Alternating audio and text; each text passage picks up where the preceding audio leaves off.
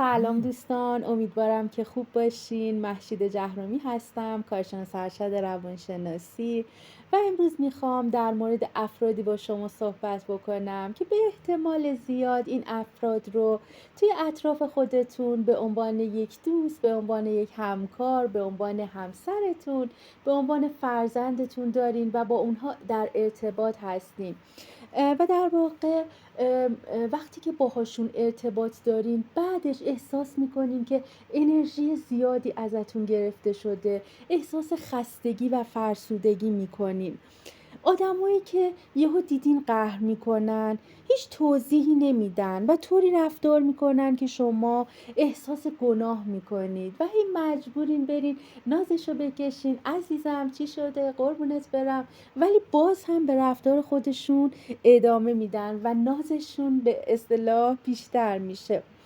یا آدم هایی که وقتی ازشون کاری رو میخوایم مستقیما نمیگن نه انجام نمیدیم ها، مثلا میگیم برو ظرفا رو بشور، نمیگن ما نمیریم انجام بدیم، میرن انجام میدن اما جوری کار رو بد انجام میدن، جوری عمدن کار رو خراب میکنن، جوری کاسه بشقاب ها رو توی سر هم دیگه میکوبن که شما از اینکه بهشون گفتین اون کار رو انجام بده پشیمون میشین و دیگه اصلا دفعه بعد دلتون نمیخواد که بهشون کار بگین که انجام بدن. یا آدم هایی که دیدین وقتی یه چیزی میگی سریع با شما مخالفت میکنن، هر چی که میگی یعنی اصلا بدون فکر باهات مخالفت میکنه، حتی وقتی که باهات موافق باشه ها. یعنی یک لجاجت، یک دندگی، یک مخالفت ورزی باهات داره، برای هر چیزی یه ولی پیدا میکنه و اصلا مثلا تو میگی ما سفیده و مثلا اون میگه ما سیاهه، یعنی یک لجاجتی داره، سریع میخواد باهات مخالفت بکنه و ارتباط با این آدم ها خیلی شما رو خسته میکنه، خیلی شما رو در واقع دل زده میکنه. نمیدونین که باید باهاشون چطور برخورد بکنید، نمیدونید که هم دلتون میخواد بهشون کمک بکنید چون عزیزانتون هستن، اما همین که واقعا شیوه برخورد با این آدم ها رو بلد نیستین. من میخوام امروز در مورد این افراد باهاتون صحبت بکنم. ببینید، این افراد افرادی هستند که در واقع دارن هیجان خشم خودشون رو به این شکل ابراز میکنن. امروز میخوام یک مقدار در مورد خشم و انواع ابراز خشم با شماها صحبت بکنم. ببینید، خشم هیجانی هستش که خب برای ما کارکردهای مختلفی میتونه داشته باشه. یه هیجان طبیعی هستش که خدا توی وجود ما قرار داده، هیجانی هستش که وقتی که ما مثلا با یک بی‌عدالتی توی زندگیمون روبرو میشیم، مثلا به کشور ما حمله شده یا در واقع اصلا داره به ما تعرض میشه، تجاوز میشه یا هر چیزی، ما باید در مقابل اون بی‌عدالتی خشم ما برانگیخته بشه که ما بتونیم از خودمون دفاع بکنیم. پس یکی از کارکردهای خشم در واقع دفاع از خودمون هستش. پس هیجان خشم هیجان بدی نیستش که در وجود ما قرار داره و این نیستش که ما باید هیجان خشم خودمون رو به صفر برسونیم، بلکه هیجان خشم مثل تمام هیجان‌های دیگه باید کنترل و مدیریت بشه. نه اینکه ما بگیم که من میخوام کلاً دیگه آدم خشمگینی تو زندگیم نباشم. هیچ وقت این اتفاق نمیفته که خشم ما توی زندگی به صفر برسه. اما کاری که ما میتونیم بکنیم چی هستش؟ کاری که ما میتونیم بکنیم این هستش که اجازه ندیم خشم ما تبدیل به پرخاشگری بشه. ببینید عزیزان، ما وقتی که هر هیجانی رو تجربه میکنیم، این هیجانات ما خودش رو به صورت گرایش به یک عملی در ما نشون میده. یعنی ما بر اساس اون هیجانه تمایل داریم یه رفتاری انجام بدیم. مثلا وقتی که غمگین هستیم تمایل داریم که بیایم توی رخت خوابمون بخوابیم، اصلا با کسی صحبت نکنیم. دلمون به انزوا طلبی میخواد، دلمون نمیخواد با کسی ارتباط بگیریم. یعنی اینکه وقتی ما هیجان غم رو تجربه میکنیم رفتار ما انزوا طلبی هستش. و وقتی هم که ما هیجان مثلا شرم رو تجربه میکنیم، میل به پنهان شدن داریم. دیدیم مثلا وقتی که توی یک مهمانی هستیم، ما یه لیوان مثلا آبو میندازیم میشکونیم، تمایل داریم که زودتر از اون مهمونی فرار کنیم و از دیدگان و چشم همه پنهان بشیم. خشم هم همینطور هستش. وقتی که ما هیجان خشم رو توی زندگی تجربه میکنیم، میل به پرخاشگری داریم، میل به تخریبگری داریم و این بد هست. یعنی هیجان خشم ما اصلا چیز بدی نیست. اون چیزی که بد هستش این هستش که خشم ما خودش رو به شکل پرخاشگری نشون میده. حالا این پرخاشگری ها میتونه به صورت پرخاشگری های مستقیم باشه یا میتونه به صورت پرخاشگری های غیر مستقیم باشه. پرخاشگری های مستقیم آشکار به این شکل هستن که ما و فعال، یعنی ما فعالانه این کار رو انجام میدیم. مثلا داد و بیداد میکنیم، دیگران رو کتک میزنیم، کاسه بشقاب میشکنیم. یعنی پرخاشگری هایی که به صورت کلامی میتونه در واقع ابراز بشه، مثلا به صورت فحاشی کردن، داد زدن، دیگران رو ترسوندن.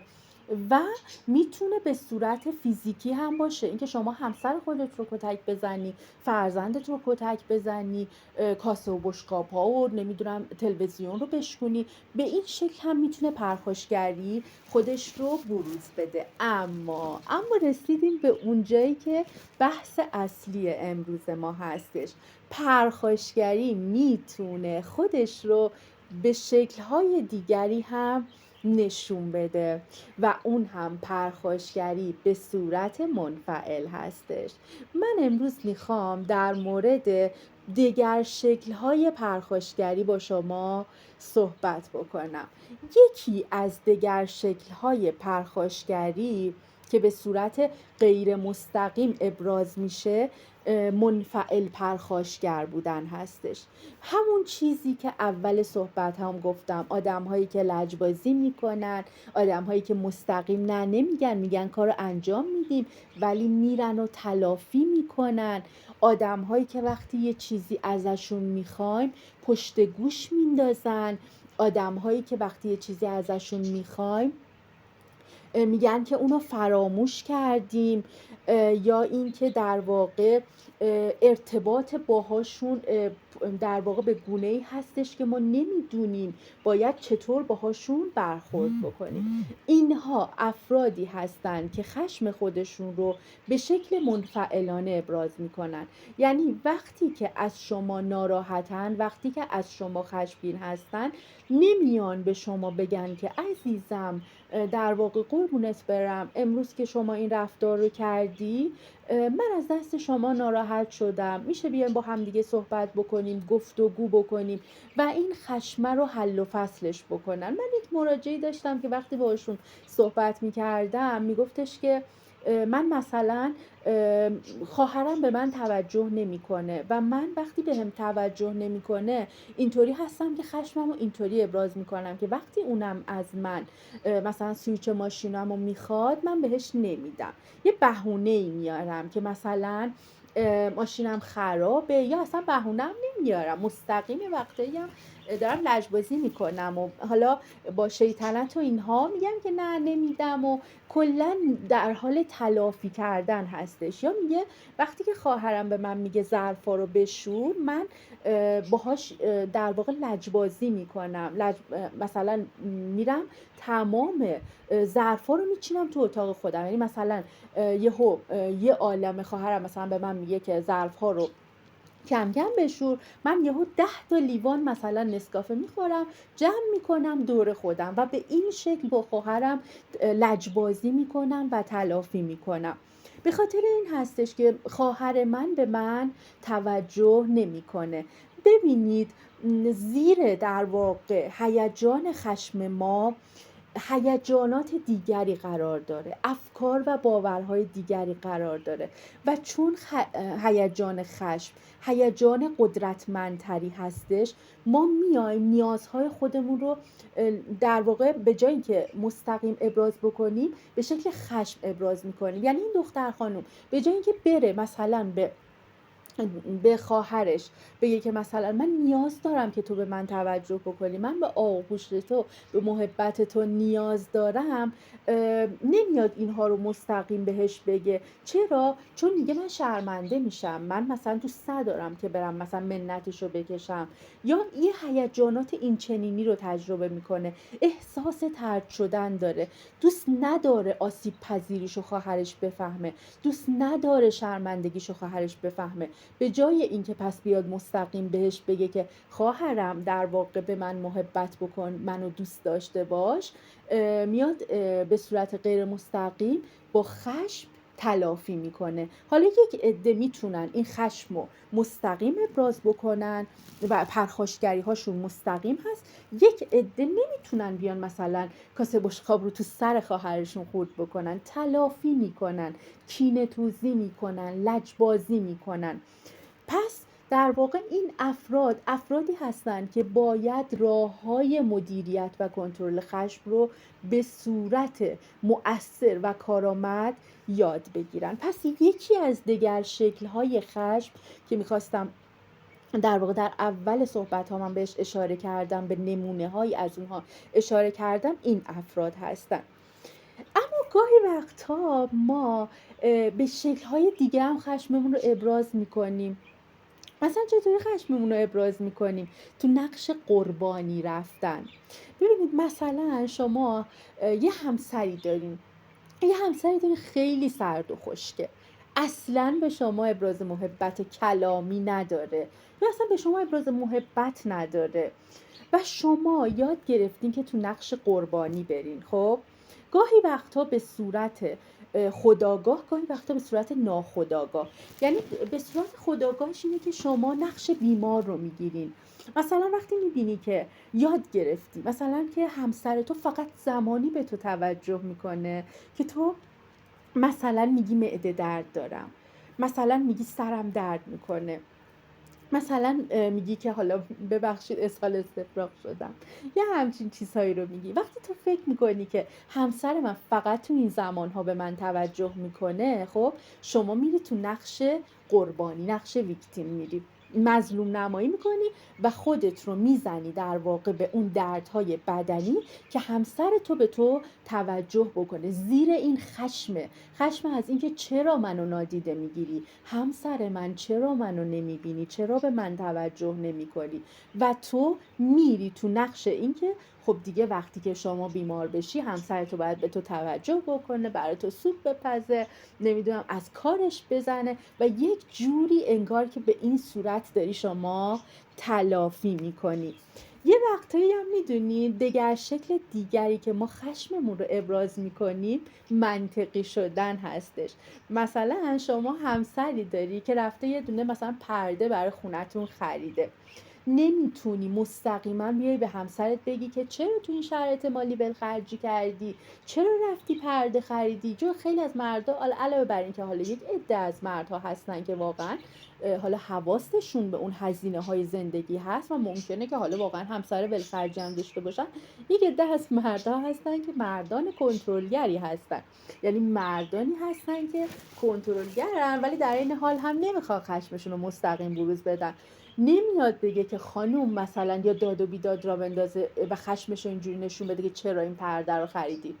میره تو فاز منطق که این پرده عایق گرمایی خوبی نیست، جنس خوبی نداره، رنگ خوبی نداره، رنگش به خونه نمیاد، و با عقل و منطق میخواد شما رو راضی بکنه و شما رو یعنی به نقطه میرسونه که انقدر خسته میشین که در واقع میرین اون رو پس میدین.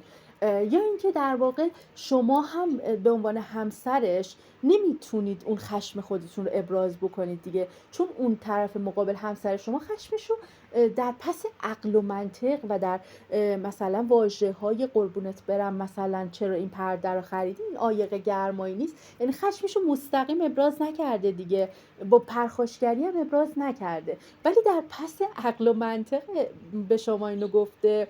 شما هم خشمگین شدی، ناراحتی که در واقع همسرت اینطوری گفته، ولی نمیتونی کاری رو بکنی دیگه. ببینید میدونی چقدر میتونه ظریف باشه، یعنی چقدر چرخه خشم میتونه ظریف باشه توی روابط و چقدر میتونه به ما آسیب بزنه وقتی که ما دگر شکل‌های خشم رو داریم تجربه میکنیم. و آخرین در واقع دگر شکل خشم گرفتن موضع‌های حق به جانب و برتری اخلاقی هستش.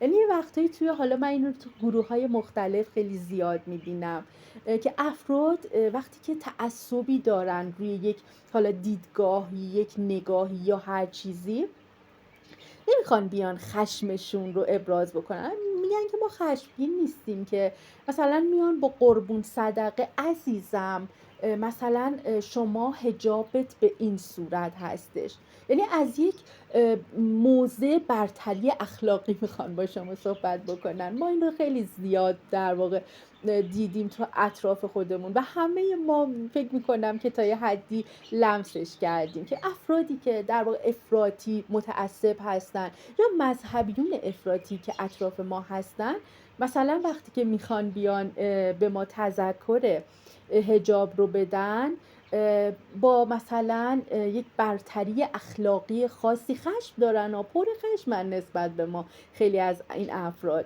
ولی مثلا عزیزم، دختر گلم، نازنینم، ریحانه الهی، مثلا شما میشه که حجابتون رو رعایت بکنید. خشمشون رو اونها هم با این برتری اخلاقی و با این موضع از بالا به پایین به ما ابراز میکنن. پس اینها بودن دگر شکل‌هایی که ما باهاشون خشم رو ابرازشون میکنیم. یعنی به جای اینکه ما بیایم خشم خودمون رو یاد بگیریم که چطور مدیریت بکنیم، چطور کنترل بکنیم و به چه شکل ابرازشون بکنیم، ما خشم خودمون رو میایم به صورت منفعلانه، منفعل پرخاشگر و به شکل‌های ظریفی ابرازشون میکنیم. خب این باعث میشه که ما در روابطمون با دیگران توی چرخه‌های ناسالمی بیفتیم. یعنی وقتی که من با دیگران مرتباً لجبازی میکنم، دیگران هم تا یک جایی میتونن در مقابل من صبورانه برخورد بکنن دیگه. از یک جایی به بعد اولا که ما داریم اونها رو دستکاری روانی میکنیم. یعنی مثلا همون توی مثال هایی که آوردم، مثال قربانی شدن، یا مثلا مثالی که آوردم که مثلا با عقل و منطق میخوایم همسرمون رو راضی بکنیم که اون پرده رو پس بده در حالی که پر از خشمیم، ما داریم به صورت ظریف طرف مقابلمون رو دستکاری روانی میکنیم. اون اصلا نمیفهمه که باید با ما چطور برخورد بکنه و این روابط رو تخریب میکنه. پس ما باید، راهکار چی هستش؟ راهکار باید روش‌های کنترل و مدیریت خشم رو یاد بگیریم. من حتما در وایس های آینده در مورد راهکارها و روش‌های کنترل خشم باهاتون صحبت خواهم کرد.